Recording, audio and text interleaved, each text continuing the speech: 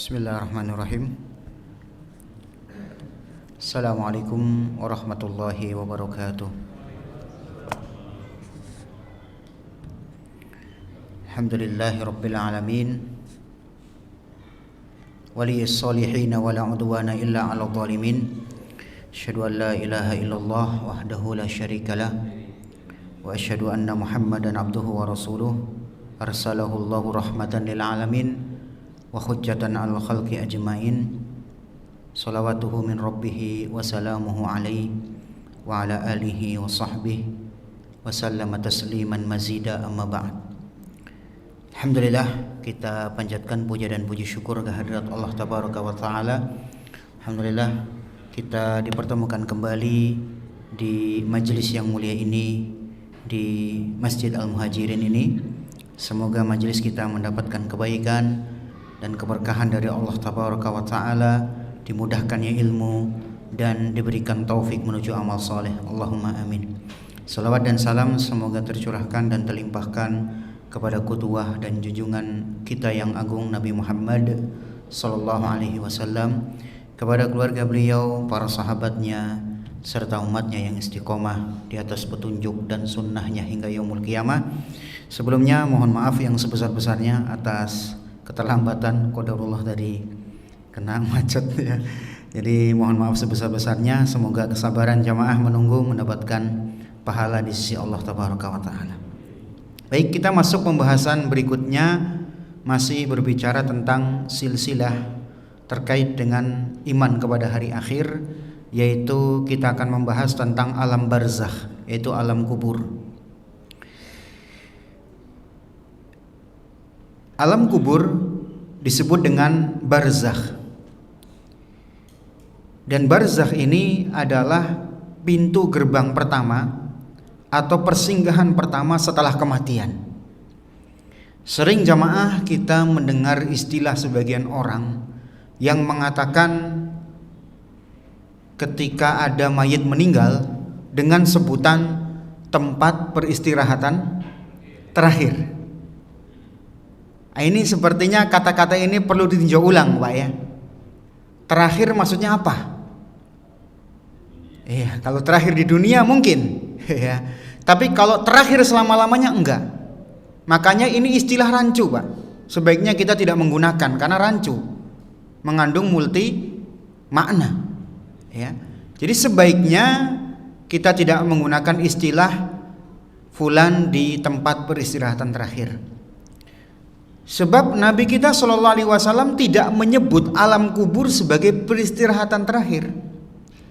Justru Nabi kita Shallallahu Alaihi Wasallam menyebut kubur adalah persinggahan pertama, pintu gerbang pertama.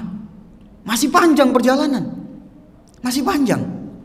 Ya, dunia ini hanya perjalanan kecil, waktu yang pendek dan singkat dibandingkan perjalanan manusia ke alam akhirat.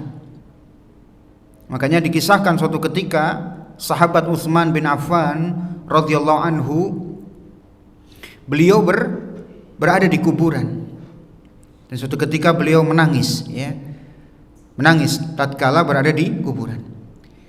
Maka salah satu pembantu beliau bertanya, "Apa yang membuat engkau menangis? Ketika engkau disebutkan sorga dan neraka, engkau tidak menangis. Tapi kenapa ketika disebutkan tentang kuburan, engkau menangis?" Apa jawaban Utsman radhiyallahu anhu? Beliau mengatakan, "Inna Rasulullah sallallahu alaihi wasallam qala," Nabi sallallahu alaihi wasallam pernah bersabda, "Innal qabra awwalu manzilin min manazilil akhirah." Sesungguhnya aku pernah mendengar Rasulullah Shallallahu Alaihi Wasallam bersabda bahwasannya alam kubur adalah tahapan persinggahan pertama dari tahapan-tahapan akhirat. Ini kata Nabi. Jadi Nabi nggak mengatakan ini terakhir, enggak, tapi persinggahan pertama sebelum ke fase-fase akhirat. Kemudian kata Utsman, Aku mendengar Nabi sallallahu alaihi wasallam bersabda, fa in naja minhu fama ba'dahu aisaru minhu wa illam yanju minhu fama ba'dahu asyaddu minhu. Jika seorang selamat di alam kuburnya, maka perjalanan setelahnya akan lebih mudah, lebih enteng, lebih ringan. Tapi ketika di alam kubur dia tidak selamat, tidak lulus, maka setelahnya akan semakin berat. Ya. Jadi bunuh diri bukan solusi. Jadi pikir bunuh diri lebih tenang, belum tentu. Bisa jadi lebih berat lagi urusannya ke belakang. Ini jamaah sekalian. Sampai-sampai Nabi kita sallallahu alaihi wasallam bersabda, ma ra'aitu mandaran qat illa al-qabru afdha'u min. Kata Nabi, aku tidak pernah melihat suatu pemandangan yang lebih mengerikan daripada kubur. Ya. Baik, ini kenapa membuat sahabat Utsman radhiyallahu anhu menangis, karena beliau merenungi apakah beliau selamat tidak di alam kubur. Karena kalau selamat, selanjutnya akan lebih mudah. Jika tidak, selanjutnya akan lebih sulit. Ya. Baik. Di dalam surah Al-Mu'minun ayat 100, Allah menyebutkan kata barzakh. Wa min waraihim barzakhun ila yaumi yub'atsun. Dan di hadapan mereka ada dinding sampai hari mereka berbangkit. Jadi barzakh bisa berarti dinding. Maksudnya dinding di sini adalah ada tempat persinggahan sebelum menuju ke yaumul akhir. Sehingga ayat ini jamaah membahas keyakinan-keyakinan sesat yang selalu disebarkan oleh sebagian orang, yaitu keyakinan arwah gentayangan, Pak. Karena Allah menyebutkan di surah Al-Mu'minun ayat 100 bahwa ruh ketika sudah dicabut, dia berada di barzakh, ada di alam kubur. Jadi nggak ada istilah arwah gentayangan, nggak tenang, nggak ada. Atau arwah 7 hari masih di rumah, kemudian 100 hari entah kemana nanti jalan-jalan, gitu.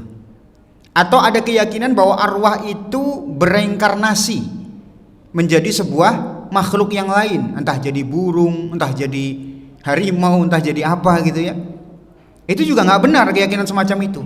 Karena sekali lagi Allah menjelaskan bahwa ruh itu berada di barzakh, bukan di rumahnya, bukan di binatang, bukan di tumbuhan, atau bukan misalkan dia gentayangan keluyuran ke tempat gak jelas, enggak, tapi di alam namanya barzakh. Ini yang disebut alam kubur.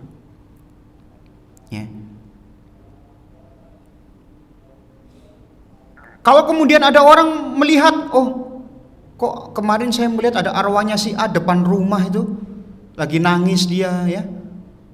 Karena apa? Belum tenang, pembunuhnya belum diketahui gitu ya. Ketahui itu bukan arwahnya, itu jin. Jin yang apa? Berpura-pura atau menyamar menjadi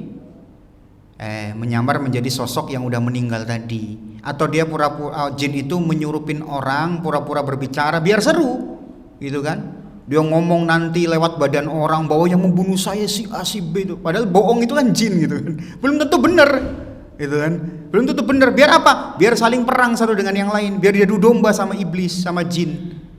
Ya maka dirasukilah tubuh orang, dia mengaku sebagai rohnya si A, si B yang gentayangan, yang belum tenang, ya gara-gara kasusnya belum diusut, ya pembunuhnya belum ditangkap. Itu nggak benar, Pak. Itu jin yang kemungkinan besar apa?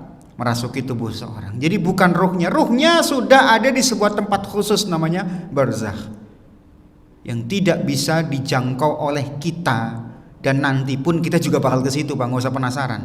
Ilmui saja, jangan penasaran ya. Karena nanti juga kita akan ke situ juga kan gitu. Nah, ya. Ini jamaah.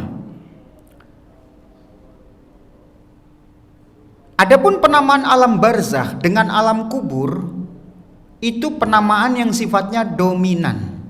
Penamaan yang sifatnya dominan. Apa maksudnya penamaan yang sifatnya dominan? Begini maksudnya, Pak.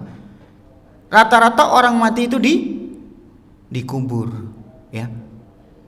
Rata-rata orang mati dikubur. Tapi ada nggak orang mati nggak dikubur? Banyak. Ada yang meninggalnya di pesawat, ya kan? Ada yang meninggalnya tenggelam, ada yang meninggalnya terbakar entah jadi abu atau apa. Ada orang yang ya entahlah meninggalnya di antah barantah. Tapi tetap saja ruhnya mereka di alam kubur atau alam barzakh. Karena alam kubur bukan kuburan, Pak. Kalau kuburan itu alam dunia. Karena bisa kita lihat tuh kuburan ukuran sekian kali sekian senti. Ya. Dalamnya sekian meter misalkan. Itu kita lihat dengan mata kepala kita karena statusnya masih di dunia. Tapi alam kubur itu bukan kuburan. Ya, itu beda lagi. Maka dari itu, jamaah sekalian, meskipun orang tidak dikubur, tetap saja ruhnya ada di alam kubur atau alam barzakh. Ya. Sehingga di sini bukan berarti orang yang di alam kubur itu mesti di kuburan gitu ya, mesti harus dikubur. Oh berarti kalau nggak dikubur nggak di alam kubur, tetap saja di alam kubur. Karena itu hanya penamaan saja alam kubur ya. Jadi bukanlah kuburan, bukan. Makanya jamaah kita tahu jasad Fir'aun dikubur nggak? Enggak kan, jasad Fir'aun utuh kan? Di mana? Di Mesir, utuh. Bahkan kita sering lihat di video-video tuh jasadnya Fir'aun. Ya. Dan Allah mengatakan dalam Al-Quran surah Yunus ayat 92 bahwa Allah selamatkan jasadnya Fir'aun. Allah selamatkan jasadnya Fir'aun. Apa berarti Fir'aun gak kena azab kubur? Jawab cuma diazab di kuburnya. Memang yang kita lihat itu jasadnya Fir'aun, ya. Tapi kan kita nggak tahu ruhnya Fir'aun di mana, ya nggak? Jadi jangan hanya kita melihat jasadnya Fir'aun. Jasadnya Fir'aun kan utuh. Berarti dia nggak di alam kubur. Berarti dia nggak disiksa kubur. Tuh jasadnya utuh. Bukan itu. Fir'aun Allah kecualikan. Jasadnya dia selamat, tapi apa? Ruhnya di azab. Jasadnya aja kelihatan selamat, tapi ruhnya di azab. Ya. Azab Fir'aun dan pengikutnya Allah sebutkan di surah Ghafir ayat ke-46. Surah Ghafir ayat 46. Kata Allah, "An-naru yu'raduna 'alaiha ghuduwan wa 'ashiyya." Neraka ditampakkan kepada mereka, itu Fir'aun dan bala tentaranya, di pagi dan petang. Itu tontonannya mereka. Tontonannya Fir'aun dan bala tentaranya adalah neraka. Ya, dari zaman kapan Pak? Entah udah berapa ribu tahun ya. Iya, jadi setiap hari Pak mereka di alam kuburnya dipertontonkan neraka, gak ada habis-habisnya. Kenapa? Sebab mereka kekal di neraka. Jadi tontonannya mereka nggak habis-habis karena siksaannya kan abadi ya kan. Maka tontonannya pun nggak akan habis-habis. Setiap hari itu tontonannya Fir'aun dan bala tentaranya. Dilihat nanti mereka disiksa neraka begini. Belum juga disiksa di neraka tapi sudah dipertontonkan siksa neraka kepada mereka. Ya.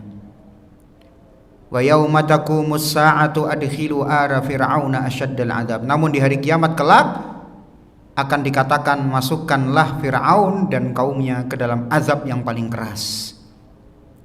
Jadi sini jamaah sekalian, meskipun jasad Fir'aun tidak dikuburkan, namun ruhnya ada di alam barzakh dan mendapatkan apa?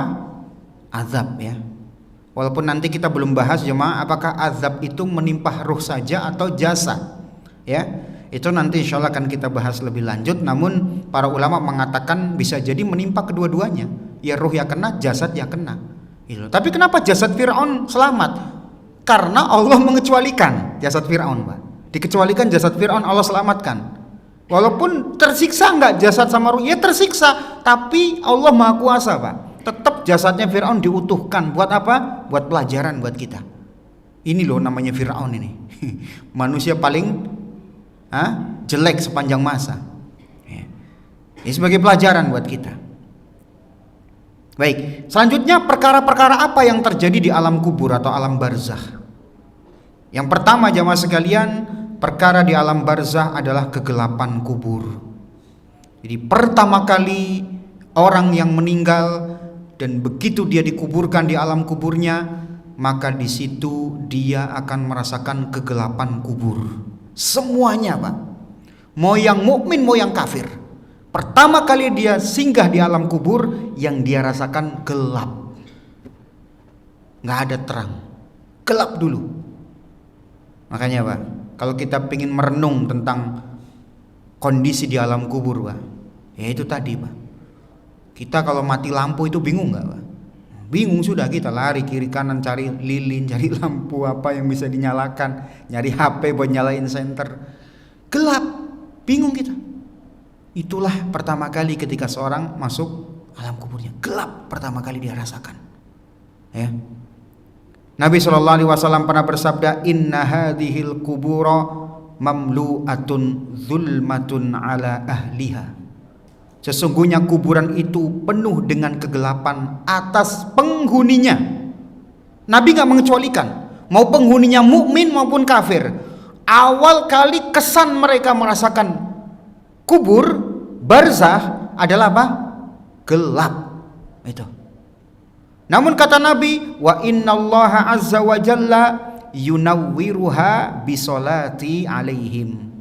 Namun kuburan itu akan menjadi cahaya yang terang dengan apa? Dengan doaku kepada orang yang ada di kubur. Nah ini jemaah, salah satu sebab terangnya seorang di alam kubur adalah doanya Nabi Shallallahu Alaihi Wasallam. Nah mungkin timbul pertanyaan, Ustadz, kan kita nggak ketemu Nabi nih, gimana dong? Betul, kita nggak ketemu Nabi, tapi ingat bahwa doa orang yang mendoakan, ya, doa orang yang mendengarkan itu juga bisa jadi apa? Sebab penerangan di kubur, Pak. Makanya diantara doa orang yang sholat jenazah itu apa Pak bunyinya? Ada bunyinya di situ, wanawwir lahu fihi. Jadi Nabi mengajarkan kita doa jenazah, salah satu bunyi doanya Pak, salah satunya ya Pak, karena doa jenazah ada yang bacaannya panjang gitu ya, ada yang bacaannya sedang gitu ya. Nah salah satu di situ ada ajaran Nabi, ada lafadz dari Nabi, yaitu kita mengucapkan wanawwir lahu fihi, dan terangilah kuburan jenazah tersebut. Nah makanya salah satu sebab cahaya di alam kubur adalah Pak, doa orang yang mendoakan penghuni kubur.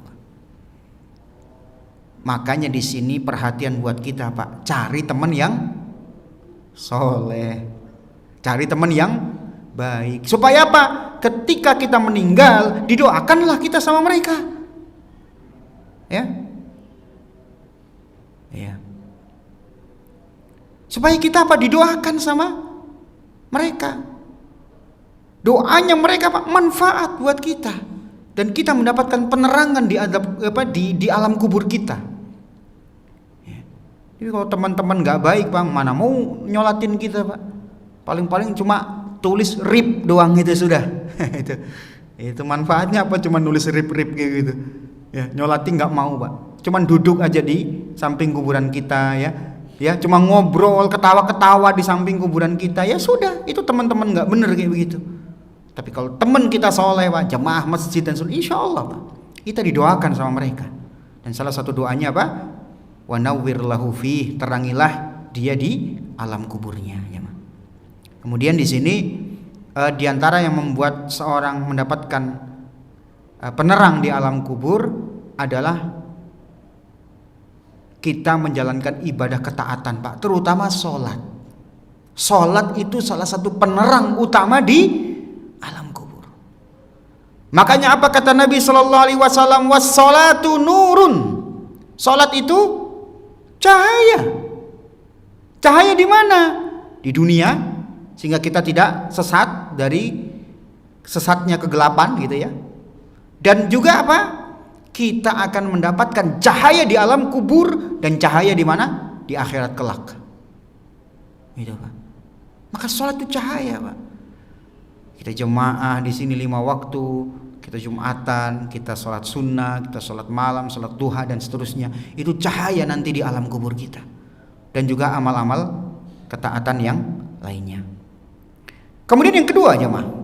Pengalaman kedua yang pasti dirasakan oleh orang yang mendarat, ya, masuk di alam barzakh, itu dia akan merasakan himpitan kubur, atau dalam bahasa Arab namanya dohtoh, himpitan kubur. Semua orang akan merasakan itu, mau yang mukmin mau yang kafir. Sudah gelap, Pak, kena himpitan lagi dan panik kita pasti. Rata-rata akan panik, Pak. Ya. Coba kalau kita lagi gelap-gelap, Pak, tiba-tiba Pak dibekap sama orang dari belakang tuh, didekap keras. Kita panik gitu kan. Siapa ini? Gitu kan. Nah, seperti itu pula pertama kali pengalaman orang yang merasakan alam barzakh adalah apa? Di samping kegelapan adalah apa? Himpitan kubur. Dalilnya adalah sabda Nabi sallallahu alaihi wasallam. Hadis dibawakan oleh Imam Ahmad dan yang lain-lainnya. Hadis ini sahih. Kata Nabi sallallahu alaihi wasallam, "Inna lil qabri daghdatan, walau kana ahadun najian minha, naja minha Sa'd bin Mu'adz." Sesungguhnya pada alam kubur ada himpitan. Kalau seandainya ada orang yang selamat dari himpitan itu, maka yang selamat adalah Sa'ad bin Mu'adz. Ini sahabat, Pak, yang ketika sahabat ini meninggal, arsy Allah sampai bergetar. Makhluk Allah yang paling besar sampai bergetar. Ini Sa'ad bin Mu'adz. Ya, kalau kita kan level keimanannya nggak seperti beliau kan. Ya. Sehingga apa? Akan merasakan, Pak. Rata-rata orang nanti akan merasakan himpitan ini, Pak. Kecuali memang yang dikecualikan oleh Allah, ya. Tapi rata-rata orang akan merasakan walaupun dia orang beriman. Hanya saja, Pak, orang beriman ketika dia terhimpit di alam kuburnya, Allah jadikan itu sebagai penggugur dosa. Dan itu bukan azab kubur, sekali lagi, Pak, bukan. Ya, tapi itu penggugur dosa. Sama orang mukmin kan pernah kita bahas, Pak. Ketika meninggal itu, ketika dia merasakan sakaratul maut yang berat, itu bukan siksaan, tapi apa? Pengampunan dosa. Seperti itu pula ketika orang mukmin merasakan gelapnya kubur, himpitan kubur, itu bukan siksa kubur, tapi itu sebagai penghapus dosa. Ya. Ya, sebab nanti di akhirat pun juga orang mukmin juga akan merasakan berat kan, karena matahari didekatkan 1 mil. Tapi itu sekali lagi bukan azab, tapi apa? Penggugur dosa. Berbeda dengan orang kafir, jemaah. Nah, orang kafir itu dihimpit di alam kuburnya sampai apa? Sampai tulang belulangnya remuk. Kalau orang mukmin enggak, cuma dihimpit sedikit saja. Agak takut saja, ya, khawatir, tapi itu sebentar, Pak. Langsung Allah hilangkan setelah itu. Ya. Tapi kalau orang kafir, kata Nabi SAW dalam sebuah hadis yang dibawakan oleh Imam Ahmad dalam kitab Musnadnya, hadis ini sahih. Kata Nabi SAW, "Wa yudayyaqu alaihi qabruhu hatta takhtalifa fihi adla'uh." Ya, kuburnya orang kafir itu disempitkan oleh Allah hingga menghimpit tulang-tulang rusuk mereka, Pak. Sampai remuk tuh tulang-tulangnya tuh, dihimpit sama ya alam kubur ya, yang ada di hadapannya, jemaah. Baik. Ini kondisi apa, jemaah? Ini kondisi tentang kegelapan kubur, ya, dan himpitan kubur. Nah, yang ketiga, jemaah, setelah kegelapan, himpitan, baru yang ketiga adalah fitnah kubur. Apa itu fitnah kubur? Ya. Fitnah kubur, jamaah sekalian, adalah pertanyaan malaikat mungkar dan nakir. Itu fitnah kubur. Apa bedanya fitnah kubur dengan azab kubur? Bedanya, orang ketika selamat dari fitnah kubur, dia tidak akan diazab di kuburnya. Tapi kalau dia tidak selamat dari fitnah ini, dari pertanyaannya mungkar dan nakir, maka dia akan diazab di kuburnya. Ini namanya fitnah kubur. Yang ketiga nih, ya, perjalanan ketiga, pengalaman ketiga nanti orang yang meninggal, yaitu mendapatkan fitnah kubur. Kata Nabi sallallahu alaihi wasallam, "Uhiya ilayya annakum tuftanuna fi kuburikum misla fitnatil masihid dajjal." Kata Nabi sallallahu alaihi wasallam, kalian nanti akan mendapatkan fitnah kubur seperti adanya fitnah dajjal. Jadi fitnah dajjal itu kan, dajjal itu datang sebagai penipu yang ngaku Tuhan, dan banyak yang tertipu dengan dia nanti di akhir zaman. Maka Pak, fitnahnya kubur juga nggak kalah hebatnya dengan fitnah dajjal. Ya. Kenapa? Itu tadi Pak, luar biasa di kubur ini. Nggak semua orang bisa menjawab pertanyaan mungkar dan nakir. Ya. Nah, prosesnya gimana? Ketika mungkar dan nakir menanyakan orang di kuburnya, kata Nabi Shallallahu Alaihi Wasallam,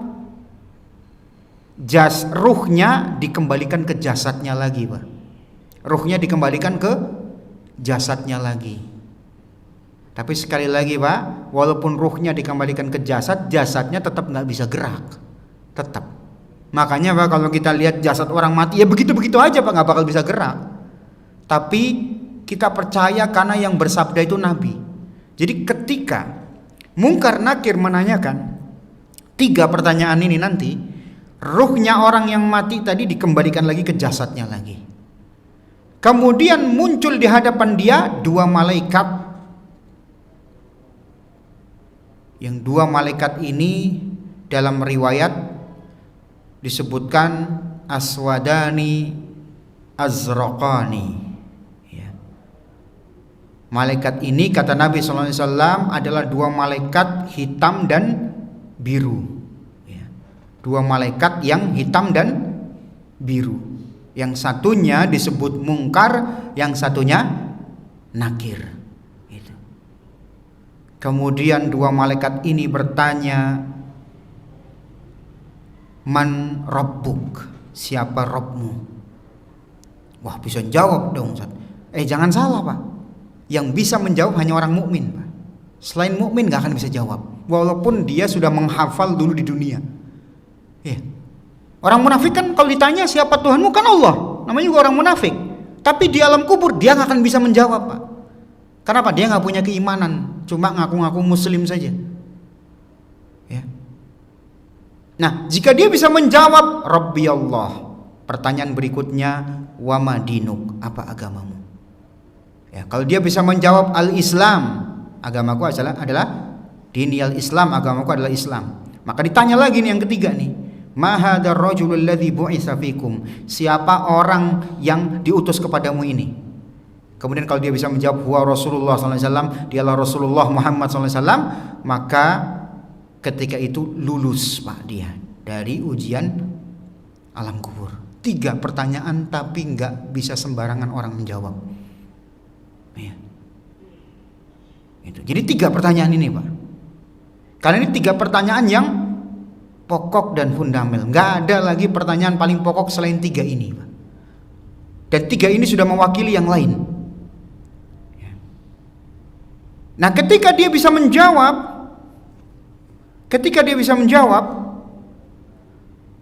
dan menjawabnya, jamaah sekalian, kondisi dia nanti dalam keadaan duduk. Dalam riwayat disebutkan orang mukmin ketika ditanya, dia didudukkan di alam kuburnya. Posisinya lagi duduk, Pak, ketika ditanya. Loh, kok lihat mayitnya kok tiduran aja? Itu bukan mayitnya, jemaah. Sekali lagi, itu jasad dengan ruh, tapi posisinya alam gaib, Pak. Dan posisi dia duduk, tapi kita nggak ngelihat. Udah gitu aja. Sekali lagi, alam dunia nggak bisa dikiaskan ke alam barzah, alam gaib, nggak bisa, nggak nyambung. Ya, tapi kita percaya sebab Nabi yang ngomong. Ya.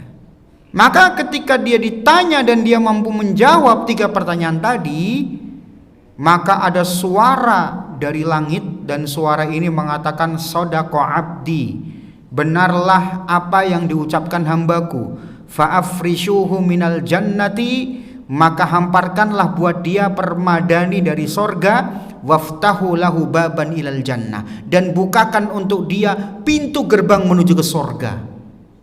Ya. Wa albisuhu minal jannah, dan pakaikan untuk dia pakaian dari sorga, fayatihi min rawhiha wa tibiha, sehingga dia sudah bisa mencium baunya dan wanginya surga. Nah, ini namanya nikmat kubur, Pak. Dapat kabar gembira dari Allah, hambaku nanti masuk surga. Kemudian apa? Bukakan buat dia akses ke surga. Artinya dia sudah bisa melihat surga dan istana dia di surga dari semenjak di alam kubur, Pak. Lebih nikmat daripada nonton bioskop, Pak. Nonton apa? Istananya di surga, bidadarinya di surga, nikmatnya di surga. Jadi tiap hari itu yang dilihat, Pak. Makanya, Pak, orang mukmin sudah nggak mau lagi balik ke dunia. Bodoh amat sama dunia. Dia asik apa? Ngelihat surganya dia, Pak. Iya, jadi nggak ada tuh dia pingin balik ke dunia. Kecuali orang syahid ya kemarin, Pak ya. Dia cuman pingin mati syahid untuk kesekian kali lagi, nggak masalah gitu ya. Tapi selain itu, Pak, nggak ada orang ingat dunia lagi. Sudah dia sudah ngeliat istananya di surga, udah bodoh amat. Harta saya mau diapain kayak ya, yang penting saya punya harta di surga, udah gitu aja. Sehingga ketika itu dia sudah merasakan kenikmatan. Sebelum masuk surga sudah dibukakan akses ke surga, sehingga setiap hari dia diperlihatkan indahnya surga, Pak. Biasanya, Pak ya, kalau kita bete itu kan, kita seneng nonton apa itu, Pak ya, video-video alam ya, Pak ya. Melihat pemandangan-pemandangan alam di dunia itu memang bikin asik gitu ya, terutama lagi bete itu. Lihat pemandangan hutan, pemandangan sawah, pemandangan gunung gitu ya, dan seterusnya itu kan. Itu aja sudah kita nikmat rasanya ngeliat kayak begitu. Apalagi apa? Ngelihat pemandangan surga setiap hari. Terus apa? Alam kuburnya jamaah itu dipenuhi dengan wangi surga. Itu. Jadi belum juga dia masuk surga, tapi dia sudah merasakan wangi surga di alam kuburnya. Kemudian setelah itu jamaah, dia dapat baju dari surga untuk dipakai. Ya, padahal belum masuk surga, Pak, dapat bonus apa? Baju surga. Nah itu. Jadi ini nikmat kubur yang pertama kali dia rasakan setelah apa? Setelah bisa menjawab pertanyaan mungkar dan nakir. Ya. Baik. Kemudian nikmat kubur berikutnya yang dia dapatkan setelah dia lulus dari pertanyaan mungkar dan nakir, akan ditampakkan buat dia, Pak, sosok orang yang rupawan, pakaiannya indah dan baunya wangi, dan orang ini, Pak, jadi asistennya di alam kubur. Jadi asistennya yang menemani dia di alam kubur. Jadi nggak usah khawatir, Pak. Setelah gelap kubur, setelah himpitan, Pak, akan datang apa? Kemudahan. Gitu ya. Jadi akan apa? Akan ditemani. Nggak sendirian, Pak, nggak usah khawatir. Lah anak saya pergi, istri saya pergi, enggak sendirian, Bapak. Tenang aja. Kalau amalnya soleh, siapa yang menemani? Ini ada orang yang bentuknya rupawan, pakaiannya indah, aromanya wangi. Maka si mayat ini bertanya, man anta fa wajhu kal wajhu yaji'u bil khair. Kamu ini siapa? Kok wajah kamu itu benar-benar membawa, kalau bahasa kita, Pak, membawa aura gitu ya, membawa vibes yang begitu baik. Maka lelaki ini atau orang ini mengatakan, aku adalah ana amaluka soleh, aku adalah amalmu dulu yang soleh, yang kamu kerjakan, Pak. Jadi yang nemani kita di alam kubur siapa? Biiznillah, dengan izin Allah, adalah apa?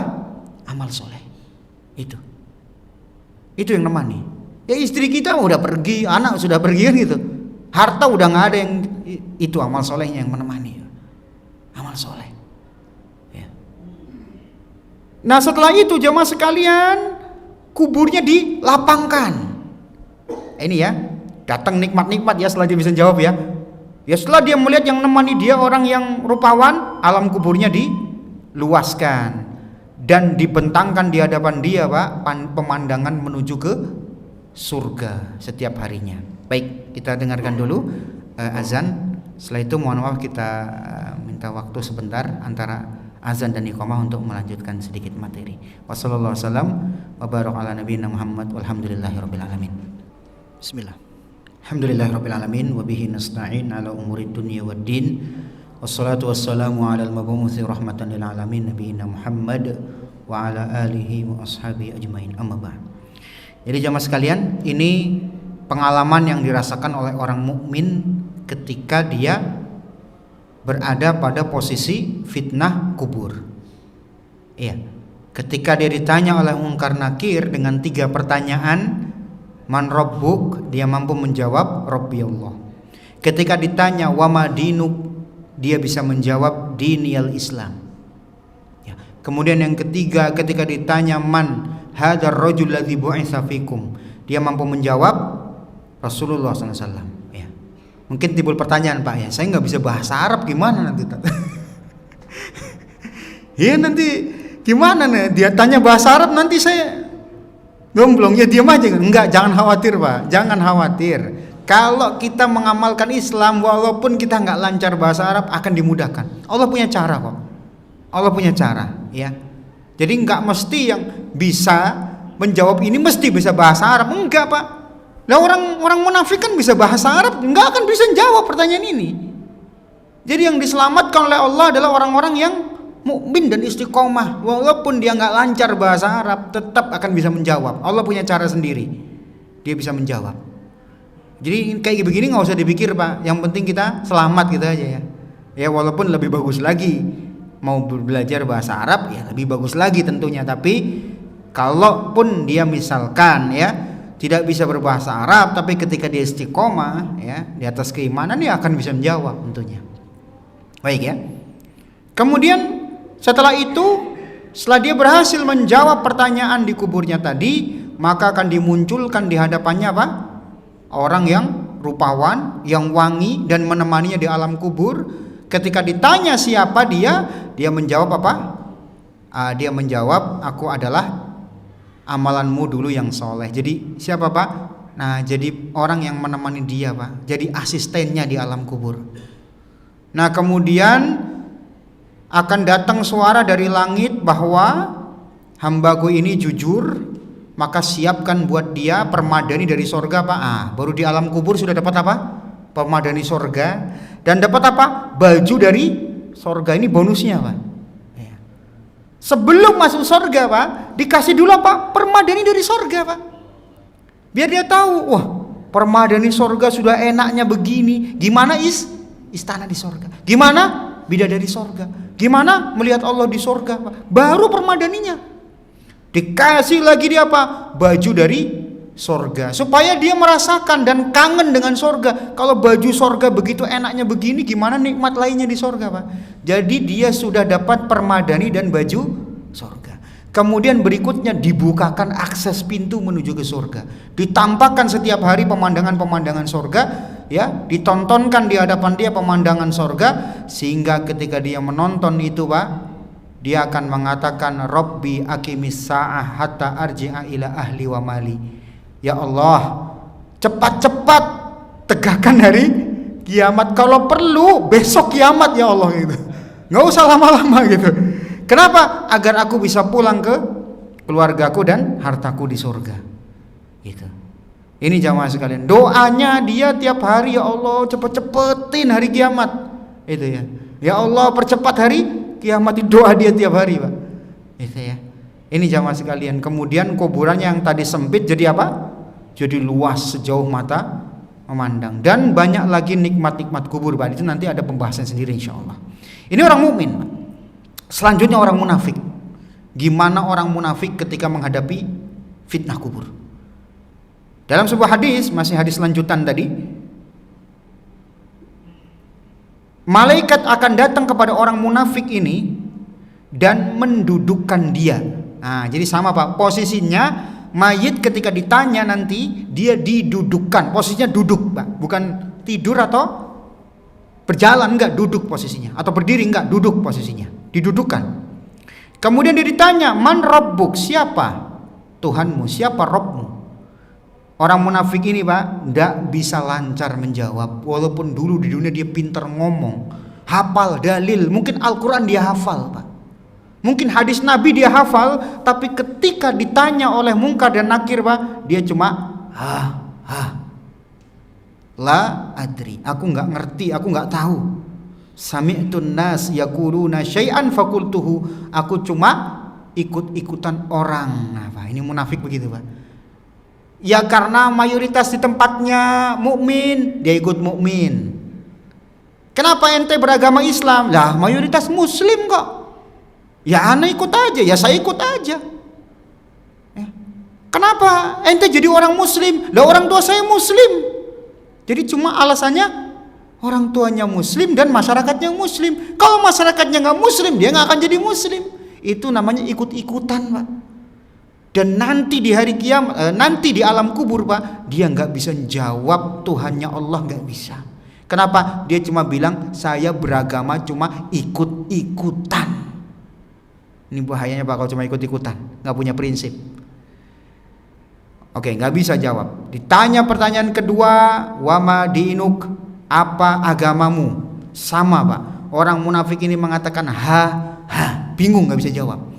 Blank, memori dia hilang, Pak. Padahal dulu kalau ditanya agamanya apa, lancar. Ya saya Islam lah, gitu. Nih KTP saya Islam, lihat, oh Islam kan, gitu. Tapi ketika di alam kubur ditanya agamanya apa, bingung. Apa ya agama saya? Kok tiba-tiba hilang ya? Kok blank ya? Gitu. Panik, Pak, panik. Gimana nggak panik, Pak? Gelap di alam kubur. Kedua, Pak, dihimpit dia dengan himpitan kubur, Pak. Gimana mau jawab? Panik, gitu kan? Kemudian ditanya yang ketiga, mahadar rajul ladzi bu'itsa fikum. Ini orang siapa yang diutus ke kamu? Di dunia dia ketika ditanya, suri tauladan kamu siapa? Ya Nabi Muhammad dong. Siapa yang kamu contoh? Ya Nabi Muhammad dong yang saya contoh. Tapi ternyata di alam kubur dia tidak bisa menjawab itu. Kenapa? Dia cuma ngomong doang Nabi sebagai suri tauladan, tapi nggak pernah jadiin Nabi sebagai suri tauladan, Pak. Maka sekali lagi dia nggak bisa jawab gitu. Ya, dia jawabannya sama. Aku cuma mendengar orang berbicara dan aku cuma ikut-ikutan. Jadi selama ini dia bertuhan, beragama dan bernabi itu cuma ikut-ikutan. Ini bahayanya, Pak. Kalau beragama cuma ikut-ikutan, tapi tidak punya prinsip. Di alam kubur itu kayak orang munafik, Pak. Casingnya muslim, tapi hatinya sebenarnya nggak klop dengan Islam, nggak klop dengan ajaran Islam. Benci dia dengan ajaran Islam. Ya. Apa hasilnya? Ditambah lagi azabnya, sudah gelap, dihimpit kubur.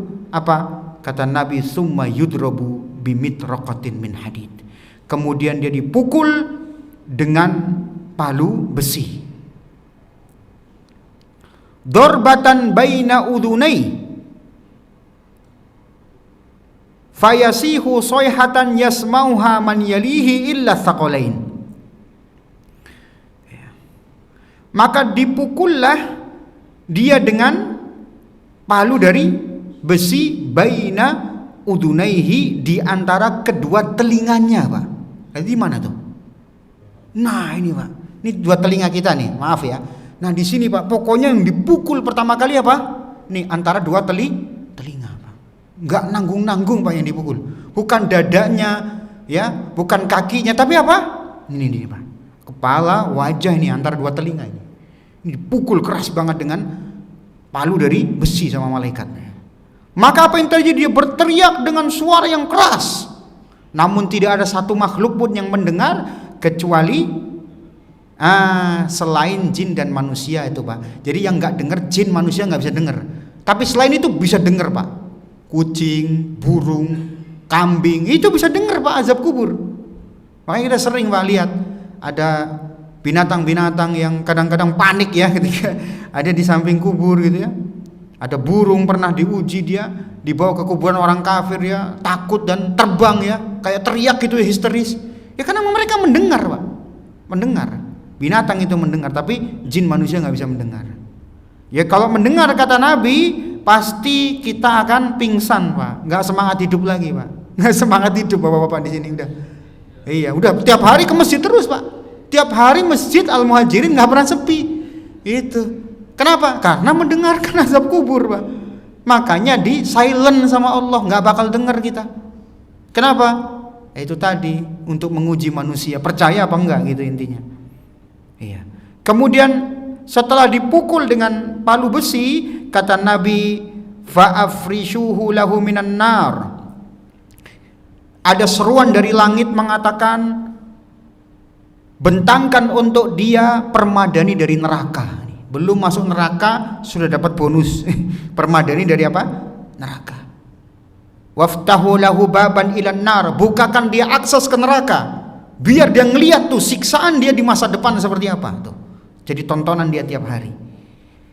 Fayatihi min harriha wasumumiha, maka setiap hari dia merasakan panasnya neraka dan aroma busuknya neraka atau racun-racun neraka. Wa yudayyaku alaihi qabruhu hatta takhtalifa fihi adla'uh, maka disempitkan kuburnya sampai tulang belulangnya, sampai tulang-tulang rusuknya remuk, ya. Fayatihi rajulun qabihul wajhi qabihul thiyab muntinur rih, kemudian dihadapkan di depan dia orang yang buruk muka, buruk bajunya, dan busuk baunya. Maka orang ini nih, si mayit ini mengatakan, siapa kamu? Kok wajah kamu ini auranya jelek banget, vibes-nya jelek banget gitu ya. Maka orang ini mengatakan, ana amalukal khabith, aku adalah amal burukmu dulu di dunia.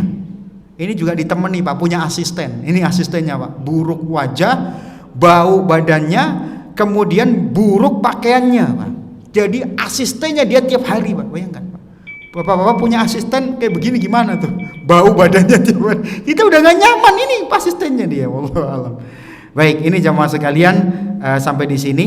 Dan sebagai penutup, orang ini mengatakan, ya Allah jangan percepat hari kiamat ya, karena dia takut nanti masuk neraka. Baik, berikutnya tentang silsilah alam barzah kita lanjut insyaallah di pertemuan yang akan datang. Sampai di sini wallahu a'lam bishawab. Kita akhiri dengan doa kafaratul majelis. Subhanakallahumma wa bihamdika asyhadu an la ilaha illa anta astaghfiruka wa atubu ilaik. Assalamualaikum warahmatullahi wabarakatuh.